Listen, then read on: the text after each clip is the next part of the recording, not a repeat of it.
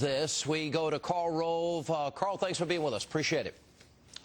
Thanks for having me, Sean. All right, but besides this being a flip-flop, which is the least important issue in my mind, Karl, Vice President Cheney, in this interview, was very clear in saying, if we're going to release the techniques, why don't we release the effectiveness of the techniques?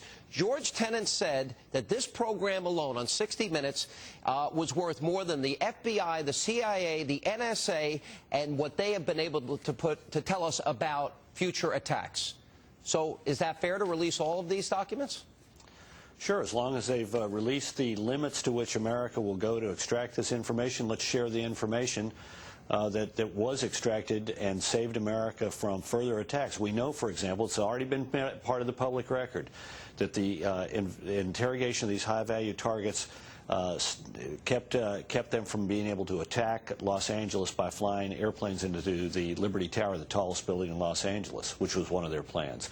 But look, let's step back for a minute. What the Obama administration has done in the last several days is very dangerous.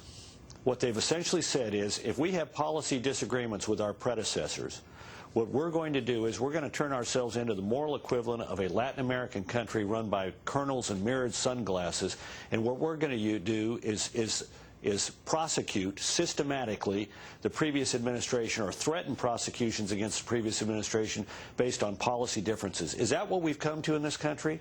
That if we have a change of administration from one party to another, that we then use the tools of the government to go systematically after the policy disagreements that we have with the previous administration? Now, that may be fine in some little Latin American country that's run by, the latest junta.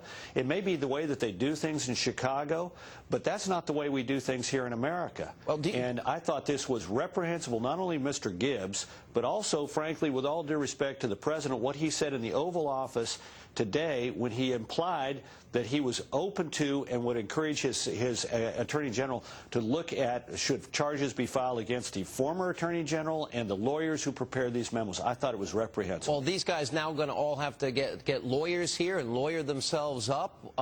And Joe Lieberman, I thought, had a good line. Now, I don't think I've ever heard this from a sitting senator who has aligned himself with a particular party where he says, this doesn't help the U.S., but this does help our enemies. Do you agree this helps our enemies? Look, I think the release of these memos helped our enemies enormously. It makes, when General Hayden was on the other day and was talking about how we have told the enemy the outer limits of where we're willing to go. Talk about creating a recruitment document. They can now say, the enemy can now go to jihadists and say, you don't need to worry about the Americans. Here's what they used to say that they were willing to do, and there were limits on that, and now they won't even do that. So if you ever get caught, don't worry, you'll get nice pastries and good clean coffee and a nice place to stay until they spring you out. And heck, you may end up in the United States of America, in the belly of the great Satan. I mean, this thing today is really, it ought to be troubling to any American, Republican or Democrat. Are we going to set up a policy that if you're a new administration and you disagree with your predecessors on a big complex question, that you're going to threaten investigations and you're going to threaten indictments and all over a policy disagreement?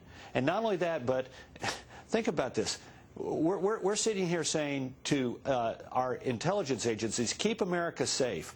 But guess what? If you even abide by the advice that you're given, you could potentially be a risk. You don't think these people at the CIA and other intelligence agencies have been nervous and worried about how they might be at risk over the last couple of years, and particularly over the last couple of months? I mean, Karl, this is doing real damage. People are going to be pulling in and not doing the most that they can do to keep America safe. Let's just look at the last couple of weeks here, starting with the apology tour, starting with America is arrogant, not extolling America's virtues. Hugo Chavez gives him an anti-American book, and he accepts it. He sits through a 50-minute diatribe by Danielle Ortega in one particular instance. Ahmadinejad, at this UN conference, is spewing anti-Semitism and denying the Holocaust, and immediately in Reuters reports the State Department still wants to have a dialogue with this guy. You once coined the phrase the pre-9/11 mentality. I mean, how do you interpret all this? Well, I'm writing my column for Thursday for the Wall Street Journal on exactly this subject because, you call it an apology tour. I like to call it the International Confession Tour, because, you know, what he's doing is he's going out there and saying, America sinned, and I'm going to atone for our sins. And today, I thought it was amazing. Did you watch Robert Gibbs today?